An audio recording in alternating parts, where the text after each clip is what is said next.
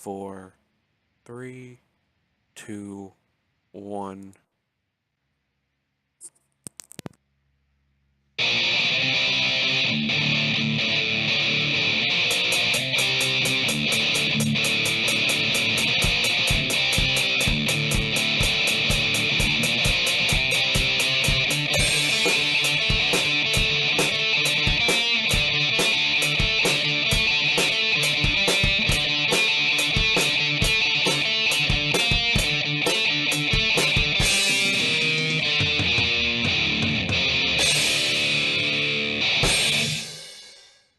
All right, welcome to another Fragments of Silicon Reviews installment. Up this week, we have two games. No review blitz this week, or any week in the foreseeable future. We try to keep those to very special occasions. Anyway, first up is Insidia, the debut effort from a company called Bad Seed Games. They're an Italian developer. This game has been in early access for a while, and it just got its full featured release, or whatever they want to call it. It's out of early access as of this past Tuesday, which is why we are reviewing it now. And for those who might be listening to the MP3 version of this review, Insidia is a turn-based strategy tactics game. Think Fire Emblem or Advanced Wars or something like that, only combined with a MOBA. So yeah, they're trying to take up like the Overwatch or whatever style of champions with different powers based gameplay. Also, the turn-based nature of this game is kind of interesting because I think this kind of thing has been done before, but not very often. It's not I take a turn, you take a turn. It's I program my actions for a turn, the other team programs their actions for a turn, and then those things occur simultaneously. So theoretically, if you got people trying to stab each other, they can like try to run around in circles and keep missing because people predict where to dodge to. Yeah, theoretically, but in actuality, that's probably not going to happen too much because of, just how the actual tactics play out. Yeah, that and the fact that each turn is moving one character and you can't move the same character in two subsequent turns. Right. So, the way the game plays out is not, you don't try to eliminate all of the opponent's forces or anything like that. It's actually kind of convoluted if you haven't seen the tutorial. So, yeah, the ultimate goal of the thing is to get one of your dudes into the enemy base and just sabotage one of their trigger spaces. Any character can do this, although faster ones are obviously getting there earlier. Right.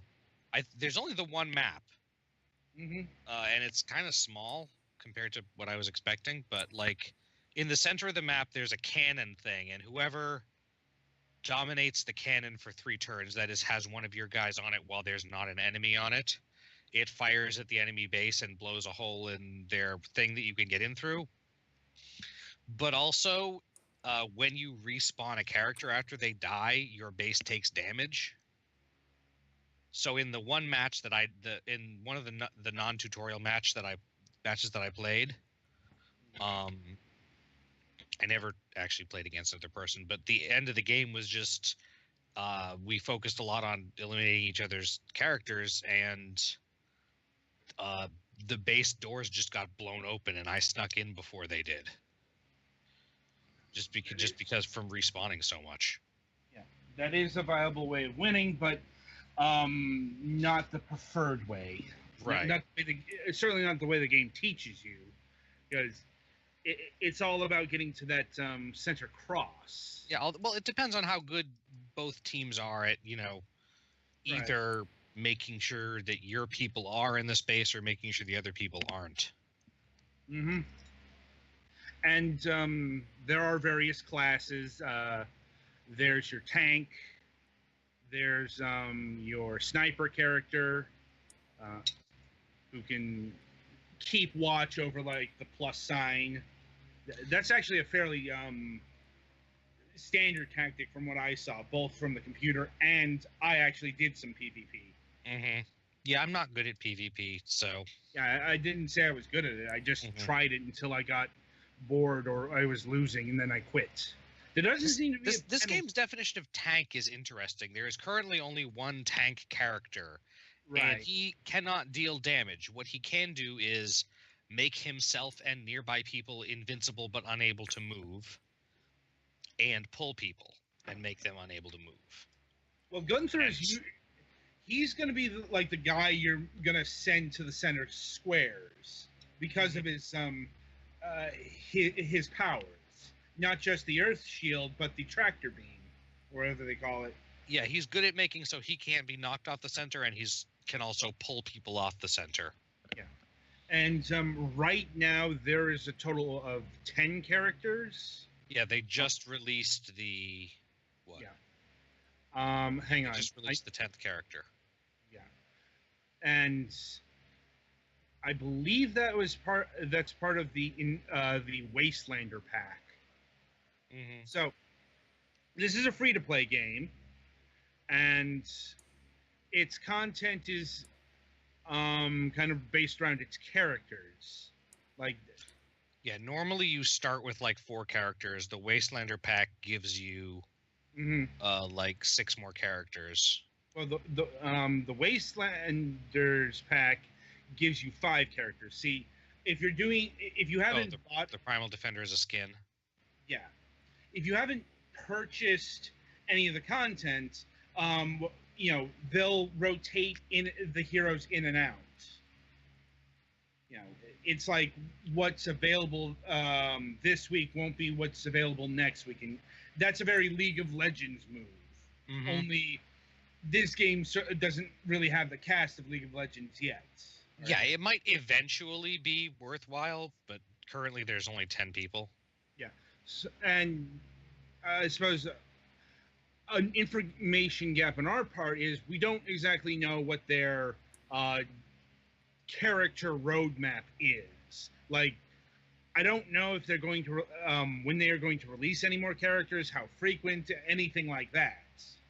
Like currently there are some roles. There is only one tank. There is only one specialist. Mm-hmm. There are 2 supporters, and then there are like 2 or 3 fighters, and then like 4 or 5 assassins. Right. And I think there are 2 support characters. Yeah, Baz Third and Archaios are support characters. Right. And they are support in very different ways, although they are both capable of healing. Yeah. So there's not all that much in terms of tactical diversity at this point. And also, if you're expecting something like, Advance Wars or Fire Emblem, this isn't that game. And I don't. Your team is 4 dudes. Yeah, it's like I don't think it's ever going to aim to be that game, because this game is heavily reliant on multiplayer, and if you've ever done a multiplayer Advance Wars game, those can take a while. Until it inevitably ends with you trying to strangle somebody with the GBA link cable. Or the DS. Well, that didn't doesn't have link cables. The DS has to be used as a bludgeoning implement. Yeah. Or a recharge cord. There we go. Still, this game is designed to be very scaled down, very intimate, very snappy, because this game is very fast-paced. Like, one of the selling points is matches will, on average, take about 15 minutes. Mm-hmm. So it's keeping things about as fast as a turn-based strategy game can be. Oh, it has loot boxes? I'm like, no, it does not have loot boxes. Oh. It has rewards. It has I don't think you can buy those, though. No. Not yet, anyway. Like, I wouldn't be surprised, because the elements are definitely there for a currency system and purchasing XP. I mean, you can buy experience boosts and stuff. Yeah. But no, but yeah, there's no pay to win here. Like, I'm not sure how that would work in a game this this small. Mm. Well, and I mean the you get everything pack. Right. So is $25. So yeah. In terms of like content purchases, there's the Wastelander pack, and then there's the Imperator pack. I'll be honest, just get the Imperator pack if you're going in. You know, it's not that much more than the Wastelanders pack, but and it includes all the heroes forever. Yeah, and you get all present and future champions. You get a permanent 100% XP boost, 10,000 Charis crystals. Those are the things that you use to unlock skins. Mm-hmm. You get 4 skins: Defender Arceus, Opera Singer Gunther, Thespian Infestus, and Officer Angor. And again, these are just cosmetic, I think. Yeah, those are cosmetic. I'm like, purchasing actual skins in the game is kind of a hassle because you can't do that with the regular skins until you get to level 10. Yeah, you have to level up the characters before you can make the skins for them. Which is a bit odd. Yeah, that is really odd. Yeah. Mm-hmm. Like, well, I guess it rewards you with customization options for focusing on characters you like, I guess.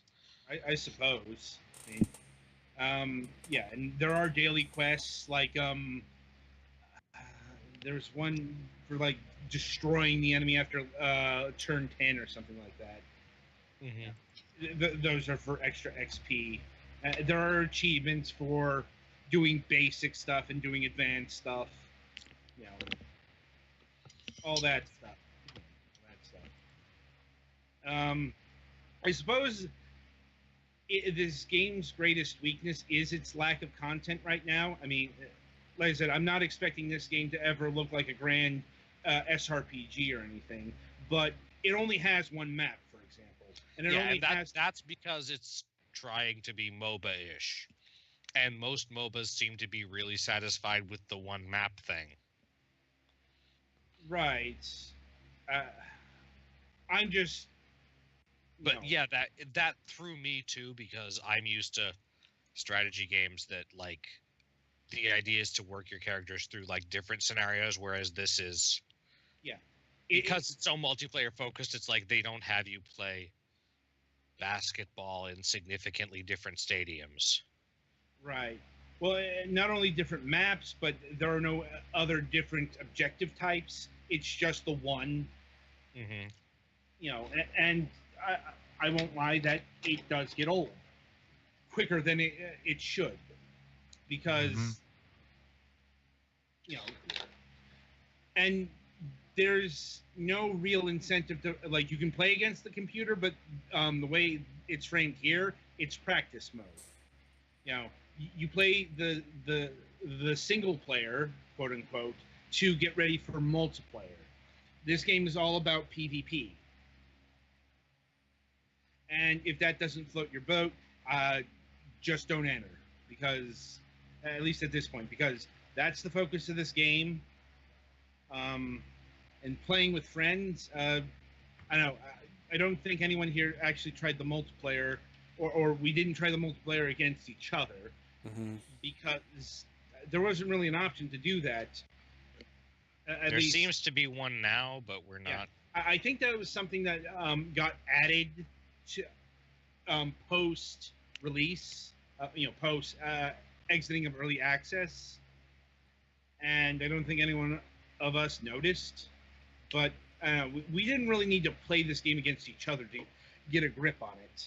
Yeah, I mean, if you get into this kind of strategy type game, it should be good whether if you're playing against other people or against friends. But yeah, I mean, I was just bad at it. I was not going to go in multiplayer until I'd won like a couple matches against the computer, and I didn't. I won one.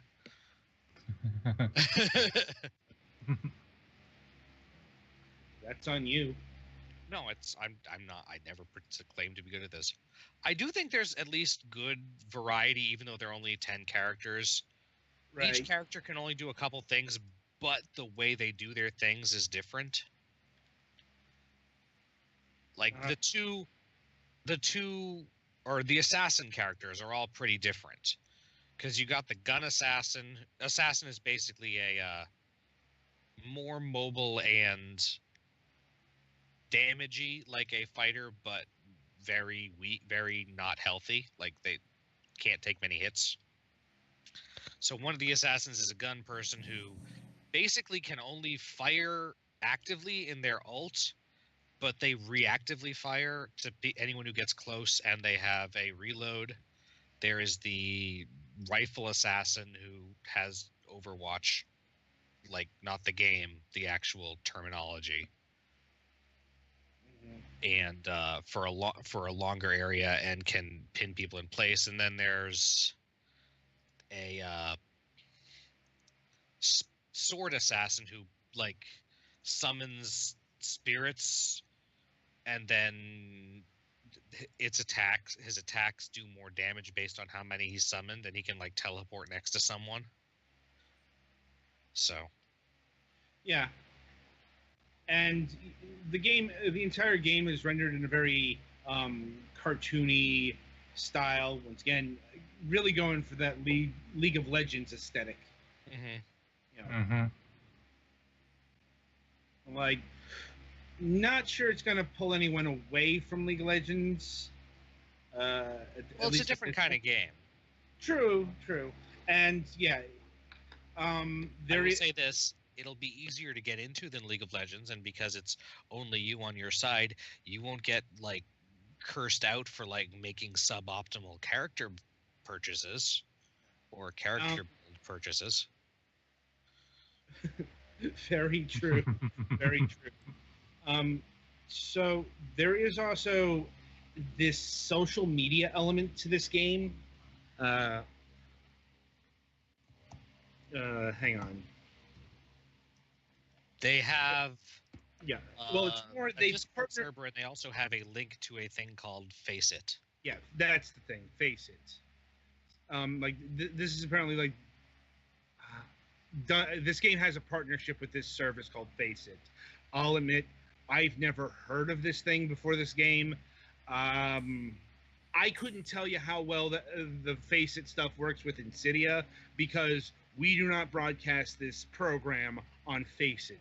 We use Twitch. Mm-hmm. You know, it's like, and I mean that's fine if they want to do that. Yeah. It doesn't look like there are a ton of people who are currently doing it, but yeah, I'm like, maybe it'll get better or get bigger. It's good for that game. It's good for the game, and you do get skins that you can't get any other way. I think through the Face It service somehow. Yeah, something like that. Yeah, apparently, Face It is a leading esports platform. Like, not that they say so themselves. Yeah, I'm just looking at the PR materials here. Uh-huh. Like, this is what the PR says. Insidia is the first indie game of its kind to be supported by the leading esports platform Face It. Like, players of all levels can duke it out for prestige or prizes by joining Face It's Insidia community. Like I said, okay, good for this platform, but it doesn't have any bearing on us because, once again, we are on a competitor's platform. Yeah. And I don't think anyone here has any aspirations of us jumping ship to this other thing. Not particularly. Well, no. We're not really into the esports scene. Like, but yeah, the main thing in the game, aside from broadcasting or whatever and the social stuff, the only thing it does if you just want to play the game is there's one skin for each character that can be unlocked on Face It, I guess. Right. I guess also worth noting, you can unlock free skins like on the by doing various social media things. Some of them just by doing certain times. There's well, a skin for Gunther for let me finish. Mm-hmm. Like you can get a Freezing Bird Jarell skin by following Insidia on Twitter, that kind of thing. Huh. Yeah, it's like That's unusual, but I mean, I'm in favor of things like that. So yeah. Cardinal Pipe Baz the third skin available if you subscribe to their YouTube channel. And there's a third skin here for their Twitch page. Follow Bad Seed Games on Twitch TV, and you can get the purple stream Infestus. I guess also worth mentioning, they have a Kickstarter running right now. or It's actual figures of the characters, it looks like. yeah, Insidia miniatures from the Wastelands. So the whole Wasteland set, they want to do figurines for. And yes, it's also worth noting that there is a amount of lore and backstory contained within the games. Like the characters have personalities and all that stuff if you want to explore. There's not a ton of it yet. Because you're not like behind the shoulders of these characters, really. Not yet, anyway. Once again, this game is fairly young. No, I just mean like compared to like in Overwatch where you're constantly hearing what your character's saying, it's a little bit different than that. Right. Well, it's also this game isn't doing the Overwatch thing of building all of this lore, through various media like the comics, the machinima movies, what have you. Right. Like there are the they're the bio characters, and that's it. Currently, you're not going to need a wiki to follow what's going on in this game, not yet anyway. Mm-hmm. Whether or not you find that attractive is going to depend on the person, because there are people apparently who are really into the Overwatch lore, who are into the League of Legends lore, and so on and so forth. I mean, League of Legends has a shit ton of lore, and I bet you not a lot of people know that. Like, anyway, so in terms of pricing, I guess we'll go with just zero in on the Founders Pack, since you basically get everything. Or the Imperator Pack, you mean? Yeah. The Founder Pack was, I think, a timed thing. Here's the thing: it's they haven't changed over the name. Ah, okay. Yeah. Just on the Steam page here, it says Insidia Imperator Pack. But it says by Insidia Founders Pack.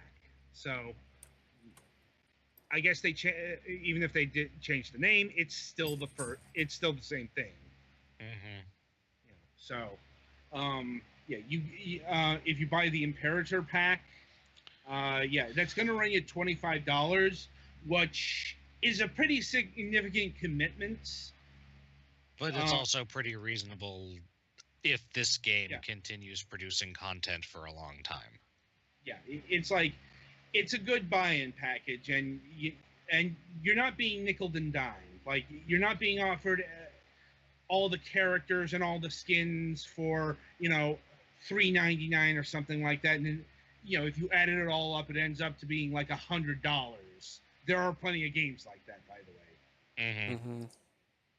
So in terms of DLC purchases for a free-to-play game, this is very reasonable.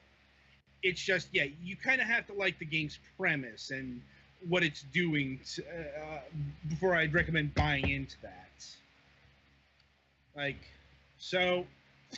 In terms of overall thoughts, I liked Insidia for what it was trying to do. But that being said, it definitely left me hungry for a lot more. Mainly because I'm used to playing the big, grand strategy role-playing games. And, when I play a game of this sort, I'm usually expecting, managing 20 units and worrying about is this going here? Is this going to cause my unit to die and is permanent death a factor and that kind of thing? Yeah, as opposed to in this game, if your character dies. I mean, as I said earlier, it will eventually destroy your base if your characters die over and over. But mostly, you can take a turn to respawn and move someone every 2 turns after they die. So, and that's not this game's fault. It's right. It's just the kind of game it is. Yeah, it's going for a very snappy, accessible, kind of multiplayer, and that kind of strategy game is not accessible. Like, you kind of have to set aside some time for that shit. Like, especially if you're doing it turn after turn. Yeah, there's a reason Fire Emblem isn't multiplayer. Right. So I guess overall rating, a solid game. Just be wary of your expectations in terms of tactics and strategy. Yeah. So, any final thoughts from the crew here? No, I think I pretty much said most of what I want. It's a good game. It's doing a good job at what it's doing, and what it's doing is not quite the same as anything else. So that's something you can't say about every game, but it is currently a little bit limited and not super in depth. But that can be a good thing because it's easier to learn that way, and again, you're not going to get like buried in options of like, what thing am I going to get, and then get yelled at if you do the wrong thing. Right. Yeah, So, I feel the same. It was an alright game. Just wish there was more to it. That's about it. Which, right. If it does well financially, then there probably will be eventually. So. Right. So that'll about do it for Insidia. After the break, we'll be reviewing a game called Debris. With a title like that, it could be a lot of things. It's an underwater survival adventure. More on that in that review. And until then, I wish you good gaming.